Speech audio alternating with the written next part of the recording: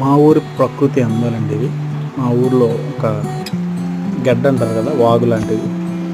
అందులో ప్రవహించే వాటర్ నిన్నటి వర్షానికి అలా సరదాగా కాసేపు ప్రకృతితో ముచ్చట్లు. ఇలాంటి వీడియోలు మరిన్ని అప్లోడ్ చేస్తాను. మీరు మీ సపోర్ట్ ఉండాలని మనస్ఫూర్తిగా కోరుకుంటున్నాను. కొంచెం కొత్త కాబట్టి ఎడిటింగ్